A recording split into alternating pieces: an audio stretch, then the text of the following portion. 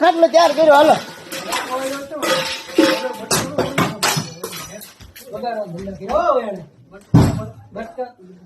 કાંઈ આમાં યાર નહીં